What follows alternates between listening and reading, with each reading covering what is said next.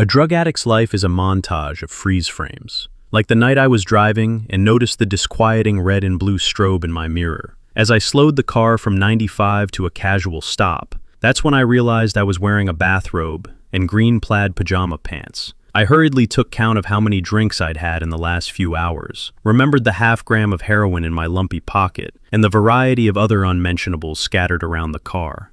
The chap in blue knocked on the car window with a rigid knuckle.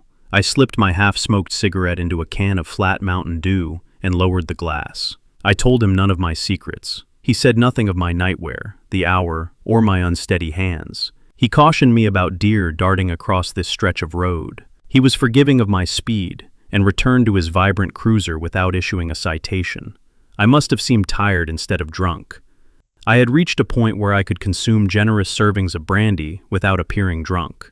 In fact, I felt closer to normal after binging on booze. I was calm as he pulled away, and almost disappointed as I drove on. I both preferred and despised my own company. I feared myself and what I might do if left alone for too long. On more than one occasion, I found myself standing in the kitchen with the silverware drawer ajar and a shrill blade in my hand, its tip pressed against my neck, wishing to feel something or anything, wanting to die but really just wanting to live. I'd wake the next morning on the kitchen floor as a grown man who'd cried himself to sleep, broken, cowardly, captive, and absolutely alone.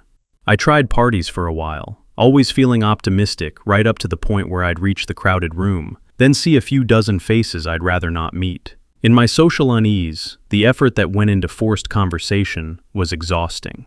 I'd stay for 10 minutes trying to act preoccupied, then pretend to head outside for a cigarette and sneak into my car to get away. For the first few years of this, friends would call and ask where I'd run off to, until eventually people stopped calling. It seems funny in the movies when people wake up in a foreign bed or stray couch without a clue as to how they got there. I don't recall finding much humor in waking up in the driver's seat of my SUV, parked in front of the wrong apartment building. I never cracked a smile after rising from a stained carpet floor to struggle to find my way back home. I preferred to stay in my apartment, only leaving for cigarettes, booze, or out to the corner to score some drugs. It was safer that way. I didn't have to wonder if I killed someone. So I eventually resigned myself to never leaving. I'd lock the doors and shut the blinds for days on end. To be sure, total isolation is a recipe for total insanity. Talking with a drug addict or alcoholic, in my opinion, no distinction, is a lot like speaking with a child. He or she is present in every physical sense, but there's a mental barrier of maturity. I was fond of giving lengthy, heartfelt monologues to anyone about the miseries of life and the cruelty of God. My audience lessened as my speeches grew longer and gloomier. Nights were my place of comfort, my interval to drink voraciously and swallow, snort, smoke, or stab anything into my body that may offer some relief from, I don't know what. The drinking and using once served a purpose. It brought freedom, clarity, peace of mind, and levity. When did the solution become the problem? My means of escape had ironically become my prison. I used to cry out to God, weeping and screaming in anger for him to rescue me. Every night I dreaded the morning, certain that I couldn't bear another day. Everything frightened me. The ringing phone, knocks on the door, school, work, everyone I came across, and most of all, myself. I never knew what I was going to do. I'd spread butter on bread and resist the urge to cut my own throat. I'd drive over a bridge feeling my hands wanting to twist the wheel over the ledge. I'd pour the first drink of the day before climbing into my car, knowing there would be more to come. I so wished to die, but I knew what a sad funeral service it would be. No one would be surprised. People would talk about my potential rather than my achievements. My parents would blame themselves and live in shame and regret, and my brothers would lose their smiles and their innocence. My memory would be baggage to them. It was time for a solution. I recall sitting in treatment, considering the next steps on an unclear path, wondering what to think about the last 10 years of my life. Were they wasted entirely? What am I supposed to do with all of this damage? And how can I move forward with the past so close behind? What about God? Where was he when I felt so abandoned and alone? Was he there those many times I drove home after a dozen drinks and a ridiculous serving of drugs? Was he there when I'd wake up in some unknown location? Perhaps he was present when I climbed in the hot tub at 4 in the morning and passed out sometime after everyone left, and woke up later with wet hair, but no rescuer in sight. If I'd received such interventions back then, I'd have wondered, why? What in me was worth saving? I was contributing nothing to the world, so why did God bother? After 2 months of treatment and no progress, I was more exhausted than I'd ever been. Even though I hadn't had a drink or drug for 60 days, I was still harnessed by substances. I had no reference to function like other people. At least when I was drinking, I thought, there was a means of relief from all of life's expectations. Now I was vulnerable. I didn't have my solution in a glass before me, or chopped neatly into lines on the dresser. So many times over the last 10 years, I'd fallen to my knees in painful despair, screaming in excruciation, "God, help me!" I had demanded rescue, demanded that God fix this, but I never surrendered my will to God. Yet finally, this one night, alone in my room, I wanted to be honest and address God squarely. I told him of my sincere desperation to change, to give up my addiction to him, and to be willing to take action. I slept soundly that night. It was the first taste of freedom I'd ever known.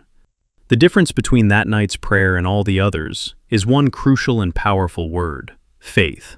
I had, even in the worst moments of my addiction, believed to a certain extent that God could relieve me of that burden. Nevertheless, I had insisted on things being done my way. I had never before handed over my problem to God, nor asked for guidance and wisdom on what my role in this process should be. It was the first time I had the assurance of, all right then, God is taking care of that because history shows that I can't. People think that addiction can be overcome by self-will. I knew my addiction was masochism, but to imagine a life without drinking and drugging was impossible. It was my downfall, but also my only friend, my only way of living. Self-will in the midst of such a dilemma is impossible. If I have no clarity over my great dilemma, then how in the world might I go about conquering its existence? Thank God for God.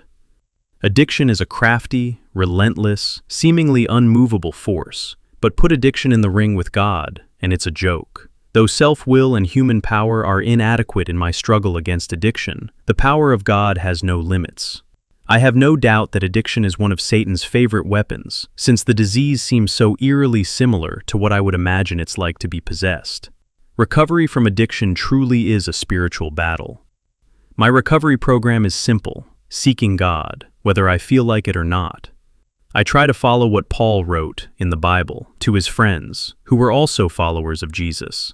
Whatever is true, whatever is honorable, whatever is just, whatever is pure, whatever is lovely, whatever is commendable, if there is any excellence, if there is anything worthy of praise, think about these things, practice these things, and the God of peace will be with you. I loved the thought of dwelling on those things, rather than dwelling on sniffing stuff up my nose. My past, as grim as it may be, has become a truly invaluable asset. Now I am responsible to help others find and maintain recovery as I have. It is our similar experiences that form our bond. Every week, someone who is new to recovery, unsure of a way out, will tell me a story from their recent past that has haunted them and brought their hand to pour another drink or load another syringe. They tell me of their great shame with hesitation and eyes fearful of judgment. When they're finished, they bow their head, unable to have eye contact. I smile and say in complete honesty, "Yeah, I did that too." Suddenly their burden of shame and uniqueness is washed away. Then I tell them how different things are for me today. To have a miracle performed on or for you is one thing, but to voluntarily play a role in someone else's miracle, that's a sublime privilege. How does an outlaw, a junkie and drunk, a failure in every respect, become an agent of God? How can I, who just years ago was sure that this world would be better without me, now do God's bidding? I don't really have an answer because God works in ways I don't understand. He humorously seems to use the least likely people as his accessories. If that's the case, I don't spend too much time questioning it. Within 6 months of surrendering to God and working hard at my sobriety, I enrolled again in school and graduated soon after with Latin honors and a college experience I could never have dreamed of having. It's been over 3 years since that night I fell to my knees, and I haven't felt hopeless since. My life is not okay, it's extraordinary. That's not to say that I have millions of dollars or fame, or everyone thinks I'm the greatest, or there's nothing in this world I can't do. What I mean is that every morning I do my best to turn over my will to God and be open to His will, asking Him to work through me. and that's a prayer He never denies. When I'm awake to the opportunities, they're at every corner. I know this about God. He can take dreadful situations and reinvent them into something wonderful.